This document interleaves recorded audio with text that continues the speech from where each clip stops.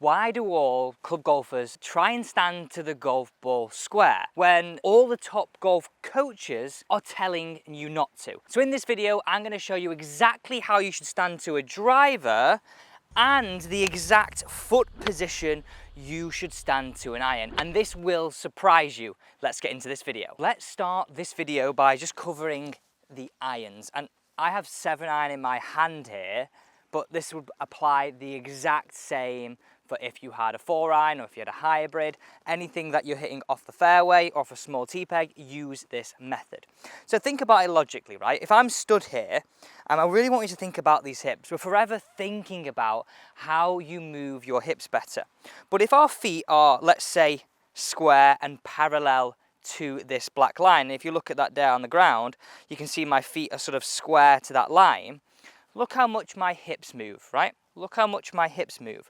Whereas, as soon as I flare my feet, look how much more ability, and the key word there, mobility, to turn through, it increases, like indefinitely. So I have to emphasize how much I see golfers do this. And for me, you're actually losing yards because it's restricting you on how far you can get through the golf ball. Now, if you actually look at the screen right now, this is the first stage in which I want you to copy. Look how much the lead foot is now flared. Now, as I just told you, this is going to really help you access more mobility and give you a greater ability to get through the golf ball. Now, with irons, that is key, because that's going to help you hit down and compress the golf ball further. Now, if I want to increase that even more, I would pull that left foot out the way slightly. Now, that's how I want you to stand to these irons.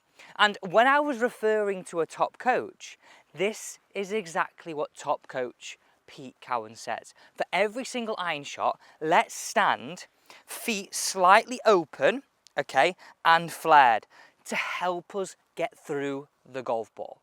Now, there's a very key message I want to add to this, is shoulders. Now, you'll notice here that when I'm opening my feet, my shoulders aren't going with me. We've got to make sure that doesn't happen.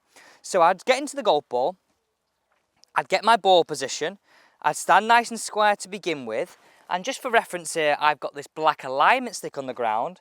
My shoulders would stay there, I'd flare my foot, pull it out the way slightly, and the measurement, if we have a look at this so you can copy, we've got one golf ball from the front of my lead foot to the line that's drawn to my trail foot, one golf ball back, just to give you the exact measurement to copy. So that's all you need to know. With irons, any short irons or anything like a hybrid, let's stand slightly open to it with the lower half, just to help us get through it. The reason is that's going to help you get low point ahead of the golf ball, and that means we can simply just hit down a little bit more.